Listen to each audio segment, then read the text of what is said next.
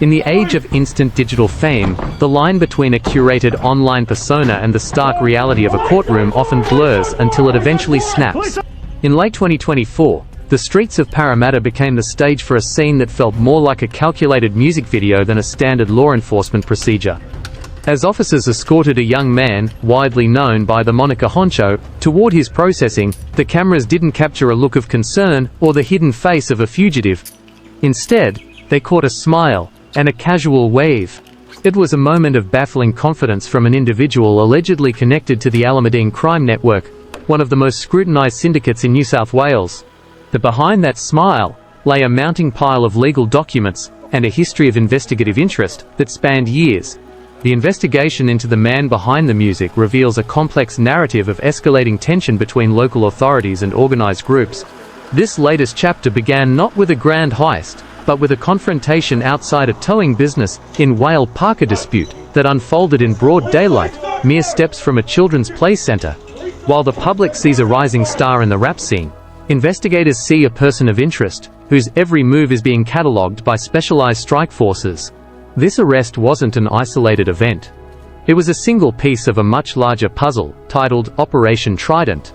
This massive policing blitz saw over 550 investigators deployed across Sydney's southwest, a clear signal that the authorities were no longer content to watch from the sidelines.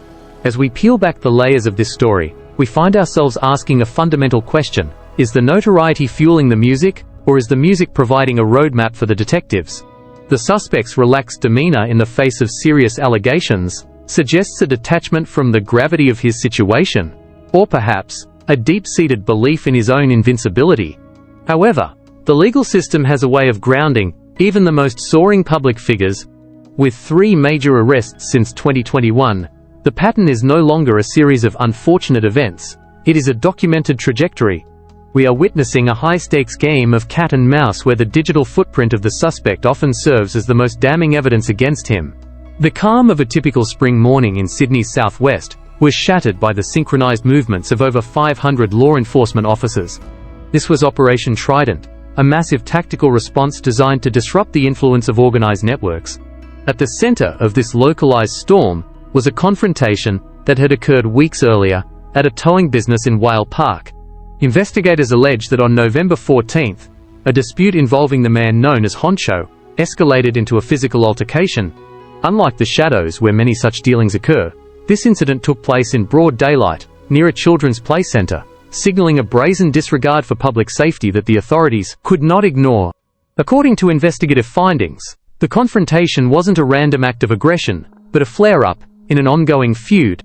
Just weeks prior, the same business had been the target of a suspicious incident involving fire, and shortly after the November brawl, the premises were subjected to a discharge of 25 rounds in a drive-by event. While the suspect has not been formally linked to these more severe acts of violence, the proximity of his alleged actions to these events placed him squarely in the crosshairs of Strikeforce detectives. The evidence against him was as modern as his career. CCTV footage allegedly captured him at the scene, identified by a distinct clothing choice that mirrored his public image. Operation Trident was more than just a search for one individual. It was a wide-reaching net that snared over 60 people in a 48-hour window. Detectives moved with clinical precision, searching dozens of correctional cells and conducting hundreds of compliance checks. The haul was telling of the environment in which these networks operate. Illicit substances, prohibited items, and several weapons were removed from the streets. For the investigators, this wasn't just about a single fight at a tow yard. It was about dismantling a culture of defiance. Assistant Commissioner Brett McFadden noted that the tightening of enforcement was a direct result of the escalating volatility in the region. The operation served as a stark reminder that while the suspect might be smiling for the cameras, the machinery of justice was operating with a very different frequency. As the suspect was processed at the Parramatta police station, the weight of the collective operation began to settle. The court's decision to keep him in custody until his next appearance underscored the gravity of the situation. This was no longer a performance. It was the beginning of a legal reckoning that would reach back years into his past to build a comprehensive case. The smile seen in late 2024 wasn't the first time the public had watched this figure walk into a precinct under the heavy gaze of the media. To understand the current trajectory, we must look back to November 2021, to an industrial area in Whale Park. This wasn't a tow yard dispute, but an amateur boxing event that had drawn hundreds of spectators. In the middle of the sportsmanship and the crowd's energy, a chaotic event unfolded. Prosecutors alleged that the young man, then only 23, was not just a spectator, but a primary participant in a group altercation that spiraled out of control. It was a moment where the lines between the competitive ring and the reality of the streets became dangerously blurred. During this incident, 2 individuals were subjected to a severe physical violation. One of the victims sustained significant trauma to the head and face, requiring immediate medical intervention at a local hospital, while a second person suffered less severe but still concerning wounds. The event was described by witnesses as an intense and chaotic scene, where punches thrown in the vicinity of the ring ignited a broader, uncontained fray. This single evening would serve as the primary catalyst for Strikeforce Hennessy, a dedicated investigative team focused on the inner workings of the Alameddine network. In December 2021, the authorities launched a coordinated response. Over 20 search warrants were executed across Sydney's southwest, aimed at dismantling the syndicate's core. While many associates were apprehended immediately, the suspect and a high-ranking associate, Masood Zakaria, initially evaded the dragnet. The resulting public appeal for information turned a local legal matter into a headline-grabbing hunt. However, in a move that would become a hallmark of his legal strategy, the suspect didn't remain in the shadows for long. 2 days after the raids, he walked into the Parramatta police station, flanked by legal counsel, to face the music.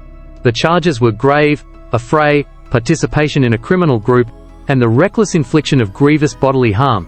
At his initial appearance, the magistrate noted a significant flight risk and a potential threat to community safety, largely due to his alleged ties to the syndicate. Bail was initially denied, marking a definitive turning point in his life. He was no longer just an aspiring artist. He was officially a high-profile target for detectives. This 2021 encounter intertwined his rap career, which often focused on the very life he was now being charged with, living with the cold, hard reality of the judicial system. It was the moment the person of interest truly emerged from behind the persona of the performer. By the middle of 2022, the suspect's life had become a study in digital contradictions. On one hand, his career was reaching new heights, with over 100,000 followers watching his every move on social media. On the other, he was living under the restrictive silence of bail conditions that dictated who he could speak to and where he could go. In June of that year, the fragile peace between his public persona and his legal restrictions shattered during a 7:00 a.m. raid on a Parramatta home. The catalyst for this intervention wasn't a new crime scene or a physical altercation, but a single digital image uploaded to Instagram weeks earlier. The post in question appeared on May 20, 2022. It featured the performer posing alongside another man, whose identity was obscured by a devil emoji placed over his face. To a casual fan, it was just another stylized update from a rising artist. To the Strikeforce detectives monitoring his feed, it was a blatant act of defiance. The man behind the emoji was quickly identified by authorities as a prohibited associate someone. The suspect was strictly forbidden from contacting as a condition of his release. Investigators argued that the use of the emoji wasn't a playful edit. It was an intentional taunt, a digital signal of loyalty to his network, designed to hide a violation while flaunting it to his audience. The legal battle that followed centered on the intent behind that single click. In court, his defense team contended that the post was innocuous and that the choice of the emoji was accidental, a simple misunderstanding of the strict non-association orders. However, the prosecution painted a very different picture.